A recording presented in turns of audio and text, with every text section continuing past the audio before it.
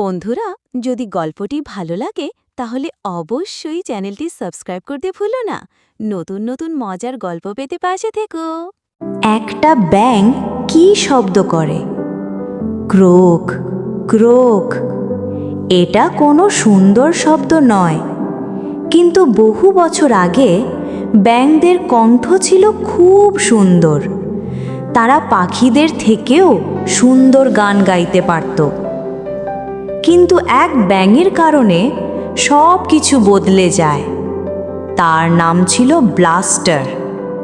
ব্লাস্টারের গলা ছিল সব প্রাণীর মধ্যে সবচেয়ে সুন্দর। যখন সে গান গাইত তখন অন্য সব প্রাণী তাকে শুনতে আসতো। তারা তার গান শুনে খুব মজা পেত। আমাদেরও গান শেখাও, প্রাণীরা বলতো। কিন্তু ব্লাস্টার সব সময় একই উত্তর দিত, না না, এই গলা আমার, আমি এটা কারো সঙ্গে ভাগ করতে পারি না, সে বলতো। এক সকালে খরগোশ মক্সি ও টিকটিকি প্লাক শিয়ালের ও ইঁদুরের সঙ্গে কথা বলছিল। ব্লাস্টারের গলা এত সুন্দর আর বড়, নিশ্চয়ই সে আমাদের সঙ্গে কিছুটা ভাগ করতে পারে, বলল মক্সি। তারা সবাই একমত হলো, ব্লাস্টার তার কণ্ঠস্বর তাদের সঙ্গে ভাগ করা উচিত। ওটা এত বড় কণ্ঠ ছিল, প্রতিটি প্রাণী তার সামান্য অংশ পেতে পারত। প্রাণীরা বিকেল পর্যন্ত কথা বলল এবং একটি পরিকল্পনা তৈরি করল। তারা ব্লাস্টারের গলা চুরি করবে। তারা পাখিদের কিচ্ছু বলল না, কিন্তু তাদের কিছু বলার দরকারও হয়নি, কারণ পাখিরা গাছের ওপর বসে তাদের পুরো পরিকল্পনা শুনে ফেলেছিল।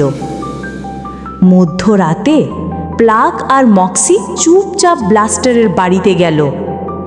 ব্লাস্টার তখন বিছানায় ঘুমাচ্ছিল। একটুও শব্দ না করে তারা তার কণ্ঠ চুরি করে নিল। তারা সেটা একটি কাঁচের জারে ভরে রাখল। প্লাক আর মক্সি সেই জারটি বাইরে নিয়ে এলো। সব প্রাণী তখন অপেক্ষায় ছিল। আমাকে আমার অংশ দাও, বলল শিয়াল।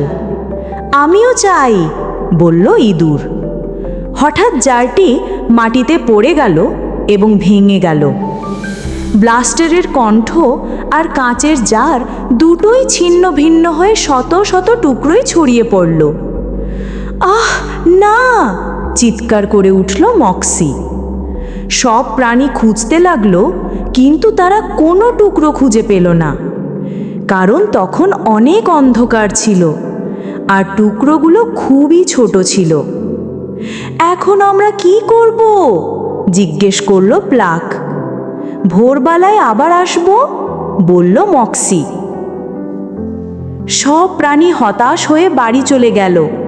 তারা সবাই ক্লান্ত ছিল কণ্ঠের টুকরো খুঁজতে খুঁজতে, তাই তারা ঘুমিয়ে পড়ল। পরদিন সকালে সূর্য উঠতেই পাখিরা তাদের নাস্তার জন্য বের হলো। তাদের তীক্ষ্ণ চোখে তারা মাটিতে পড়ে থাকা ব্লাস্টারের কণ্ঠের ছোট ছোট টুকরোগুলো দেখে ফেলল।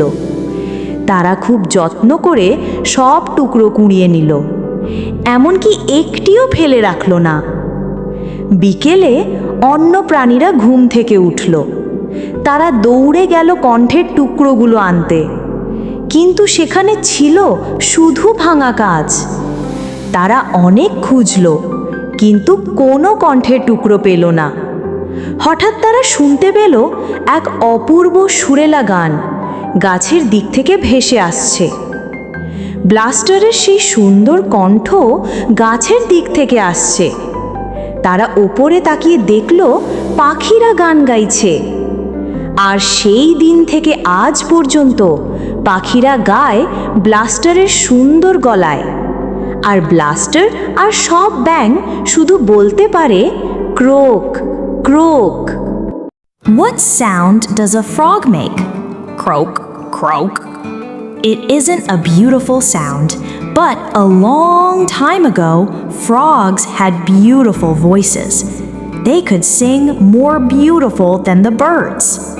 This all changed because of one frog named Bluster. Bluster had the most beautiful voice of all the animals. When he sang, all the other animals came to hear him.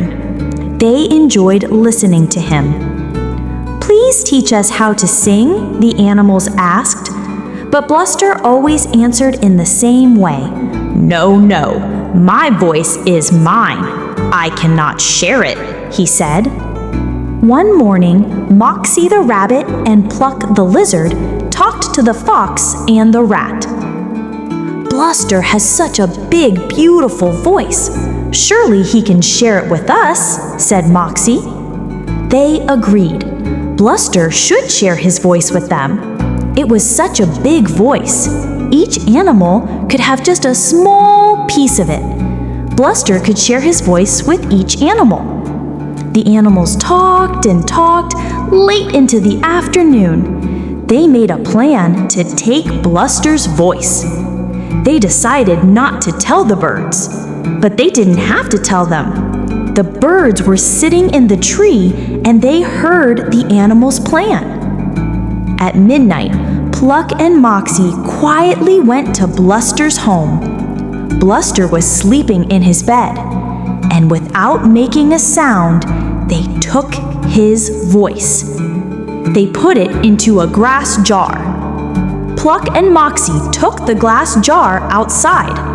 The other animals were waiting. "Oh, give me my piece," said the fox. "I want my piece," said the rat. Suddenly, the jar fell to the ground and it broke. Bluster's voice and the jar were now in 100 little pieces. "Oh no!" cried Moxie. The animals searched, but they couldn't find any of the pieces. It was too dark and the pieces were too small. "What are we going to do?" asked Pluck. "We will come back in the morning," said Moxie. And all the animals went home without a piece of Bluster's beautiful voice. They were all very tired from looking for the voice, so they went to sleep. In the morning, as the sun came up, the birds went out to have their breakfast. With their good eyes, the birds saw the little pieces of the beautiful voice on the ground. They carefully picked up the pieces. They didn't leave one piece of the beautiful voice behind. That afternoon, the animals finally woke up. They ran to get the pieces of Bluster's voice, but all they found there was broken glass. They searched and searched, but there were no pieces of the voice. Then, suddenly, they heard a beautiful song coming from the trees. Bluster's voice was coming from the trees. They looked up and saw the birds singing. And to this day, the birds sing with Bluster's beautiful voice.